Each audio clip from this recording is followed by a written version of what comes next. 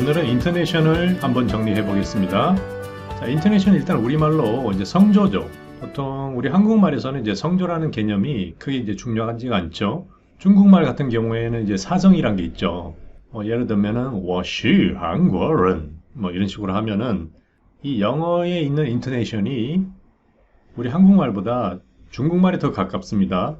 영어를 알아듣고 영어를 익히기가 중국 사람들의 입장에서 더 익숙하다는 거죠. 이런 인터네이션의 차이점 때문에 우리가 영어를 알아듣기가 힘든 이유 중에 하나라고 볼 수 있겠습니다. 이 인터네이션을 구성하고 있는 요소들을 한번 보면요. 자, 첫째 멜로디가 있고요. 스트레스, 리듬, 이 세 가지가 이 성조를 구성하는 어떤 요소라고 보시면 됩니다. 자, 멜로디는요, 말 그대로 그 음계에 해당되겠습니다.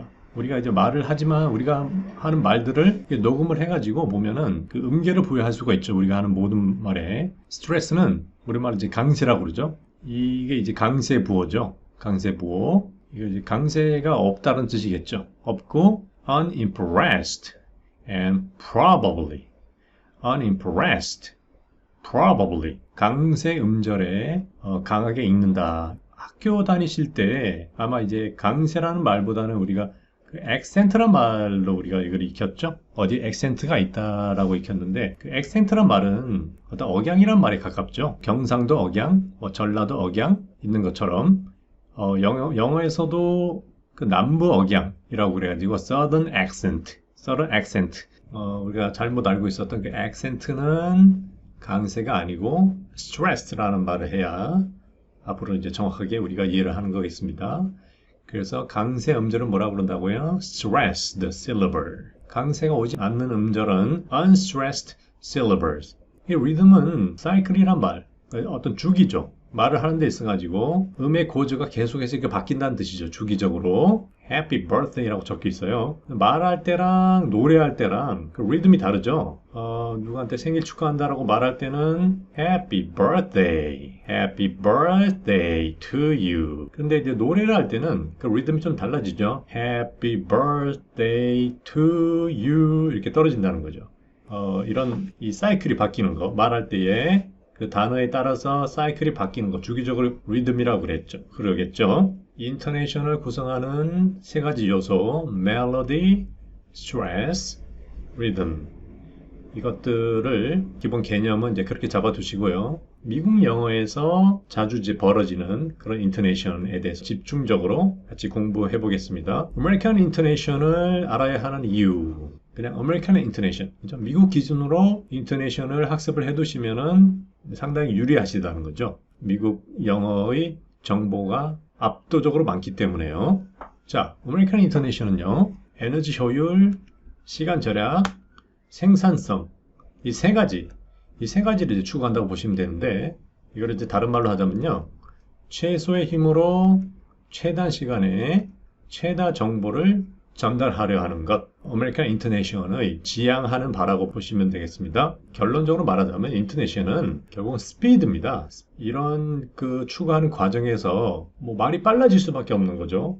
그래서 말을 빨리 하다 보니까 결국은 이런 인터네이션 과정에서 다양한 그 영어에서의 의문 현상들이 발생하게 됩니다. 대표적으로 연음 현상이라든지 슈와, 플랩, 동화작용, 약화 현상, 축약, 생략 이런 것들을 이제 우리 주로 인터네이션을 통해 가지고 말이 빨라지다 보니까 이런 현상이 벌어졌고 따라서 우리는 이 미국 사람들이 하는 말을 잘 알아듣지 못하게 되는 거죠. 보통 미국에서 오래 살아도 실제 원어민들이랑 자연스럽게 이렇게 의사소통을 잘 못하는 경우가 있어요. 그 이유가 뭘까라고 추적하다 보면은 결국은 인터네이션 문제예요. 인터네이션에 대해서 내가 잘 이해를 못하고 있고 미국 영어의 인터네이션에 대해서 숙달을 하려고 나름대로 이제 노력을 많이 못 하신 거죠. 뭔가 내가 인터네이션이 안 돼가지고 빠른 영어가 안 돼요. 빠른 영어가 안 되니까 원어민들이랑 어울리지가 못하는 거죠.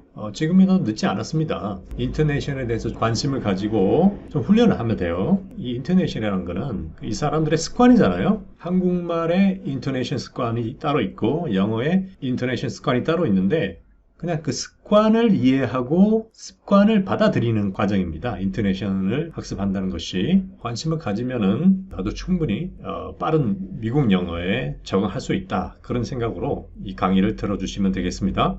자, 여러분들이 좋아하시죠? 이 공식, 뭐 수학 공식처럼 인터내셔널을 제가 좀 공식화 해봤습니다. 제가 지금까지 인터내셔널 강의를 한 10년 이상을 했는데 전체적으로 요약을 해가지고요. 엑기스만 추려서 오늘 이 강의에 다 담아보았습니다. 자, 인터내셔널을 구성하는 데 있어서의 어떤 이제 피치가 중요합니다.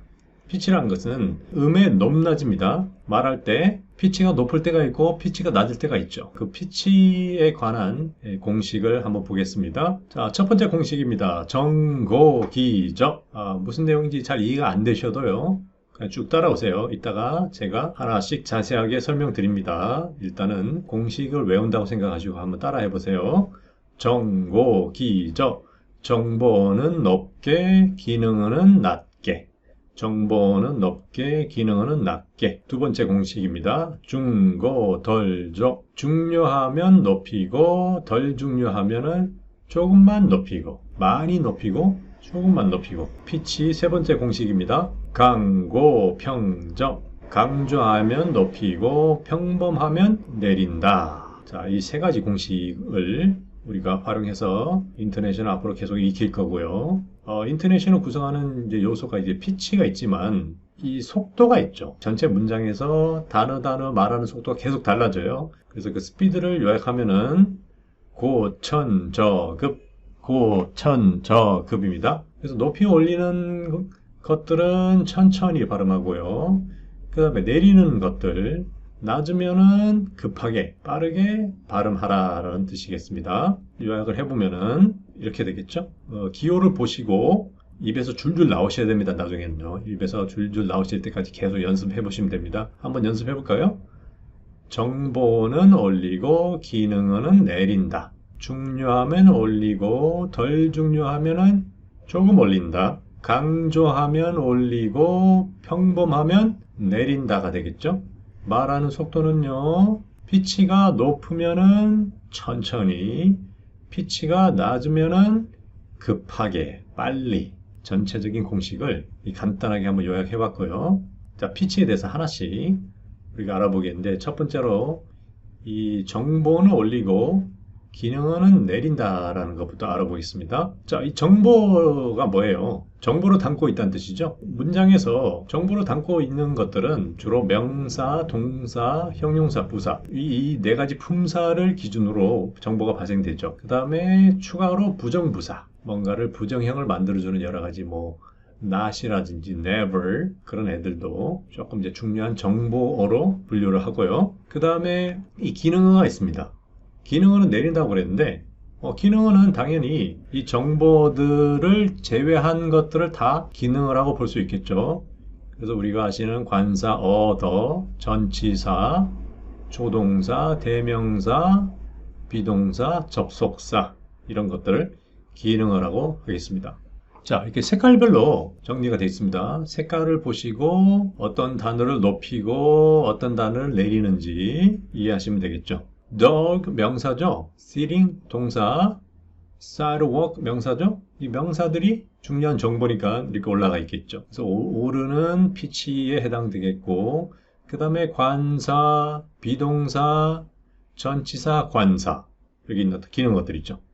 이런 애들은 내려주시면 되겠죠. The dog was sitting on the sidewalk. The dog was sitting on the sidewalk. 피치가 이제 중요한 이유가 이 피치가 up and down 하면서 이 리듬이 발생되는 거죠. 이 리듬이 한 번씩 오르락 내리락 할 때가 사이클이 한 번씩 주기가 바뀐다라고 보시면 되겠죠. 그런 사이클이 여러 개가 계속 반복되면서 리듬감이 생기는 거죠. 멜로디라고 그랬잖아요. 인토네이션 요소 중에 하나가 말을 한다는 느낌보다 오히려 영어는 약간 이제 노래하는 느낌으로 접근하시면 오히려 더 편할 수가 있어요. 한국말보다는 up and down의 그런 굴곡이 한국말보다는 영어가 훨씬 심하기 때문에 내가 영어 할 때는 그냥 노래한다. 노래방에 와서 노래한다 멘탈을 가지고 접근하셔야 좀 영어가 이제 편해질 수 있습니다. 영어를 하실 때는 철저하게 한국말의 인토네이션에서 완전 좀 벗어나는 식으로 접근을 하셔야 조금 인토네이션 학습에 도움이 될 수 있습니다. 그 다음 문장 보시면요. They can speak English fluently as they like to practice. 대명사죠. 대명사, 조동사, 기능어들이. 그 다음에 as는 이 접속사죠. 접속사. 그 다음에 they, 대명사. 이 to 부정사 할 때 to도 뭐 여기는 없지만 이제 기능어에 해당됩니다. 자연스럽게 up and down이 다 정해져 있죠. They can speak English fluently as they like to practice. up and down이 되면서 리듬이 발생되는 것을 확인하실 수 있습니다. 피치 두 번째 공식. 중요하면은 올리고 덜 중요하면은 조금만. 중요한 말이라는 게 뭘까요? 중요한 말, 정보 그룹 안에서 더 중요한 단어. 덜 중요한 말, 정보 그룹 안에서 덜 중요한 단어. 좀 잘 이해가 안 되시니까 문장 한번 보겠습니다. The new teacher broke his coffee cup on the first day. 자, 이 보시면은 그 첫 번째 공식에서 정보는 올리고 기능은 내린다고 그랬잖아요. 근데 보시면은 new teacher 이 두 단어가 다 정보거든요.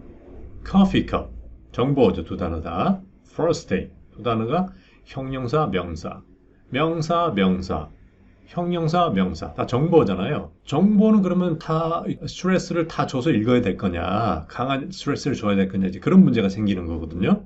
이 첫 번째 공식을 보완해주는 공식이 바로 이 중고 덜 조가 되겠습니다. 정보어라고 그러죠. 정보 그룹이라고 그러면은 두 단어 이상이 모여져 있는 정보어 그룹 안에서 더 중요한 단어를 더 높여서 읽는단 말이겠죠. 그 다음에 좀 덜 중요하죠. 새로운 선생님 할 때 더 중요한 정보는 새로 오셨다는 게 더 중요한 거죠. 커피컵에서 더 중요한 거는 커피가 더 중요한 거고요.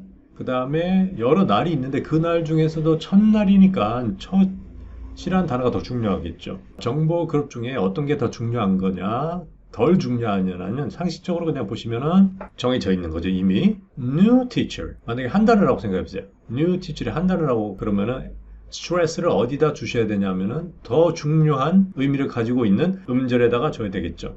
그래서 new teacher, coffee cup, first day 같은 중요한 정보 그룹 안에서 스트레스를 줘야 될 것과 주지 말아야 될 것을 구별하기 위해서 우리가 중요한 것은 올리고 덜 중요하면 조금만 올린다.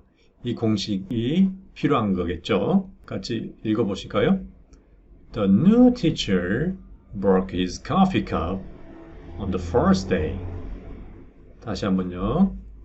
The new teacher broke his coffee cup on the first day. 이 스피드까지 같이 한번 생각해 볼까요? 피치가 높으면은 천천히, 피치가 낮으면은 급하게 빨리라고 했죠. 읽어보겠습니다. The new teacher broke his coffee cup on the first day. 다시요.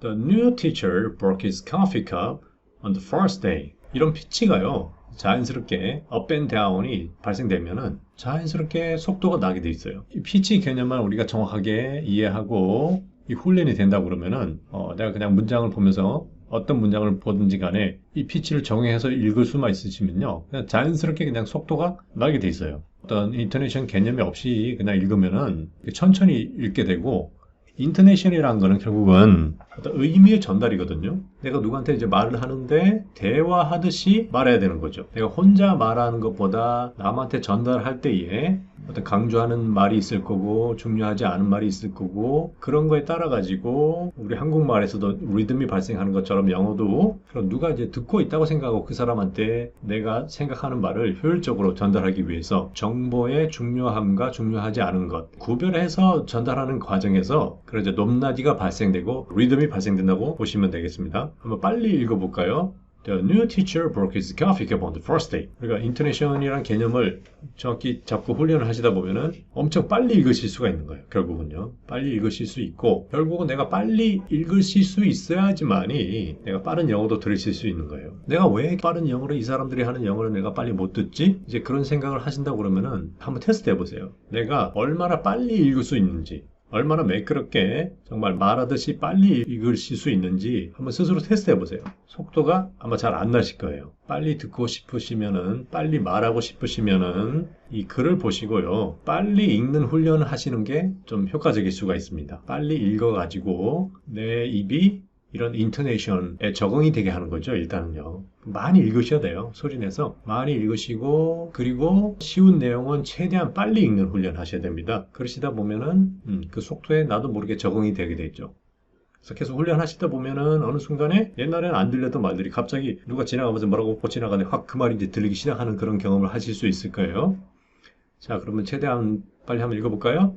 The new teacher broke his coffee cup on the first day. 자, 다음 문장입니다. My old dog has long ears and a flea problem. 이 두 단어 중에 뭐가 중요하고 뭐가 덜 중요한 건지 이미 결정되어 있습니다. 늙은 개가 있고요. 귀가 길고요. 뭐 벼룩에 문제가 있다고 그러네요. 개털에 이제 벼룩이 낀다 뭐 그런 말이겠죠. Old, long, flea가 왜 더 중요한 거냐는 그냥 상식적으로 아시면 되겠죠. 개가 늙었고 귀가 기니까 거기에 질병 같은 게 생길 가능성이 높죠. 늙었다. 귀가 길다. 그 다음에 벼룩에 문제가 있다. 이런 식으로 중요한 단어가 정해진 거죠. 그냥 My old dog has long ears and a flea problem. 조금 속도를 내서 같이 읽어볼까요?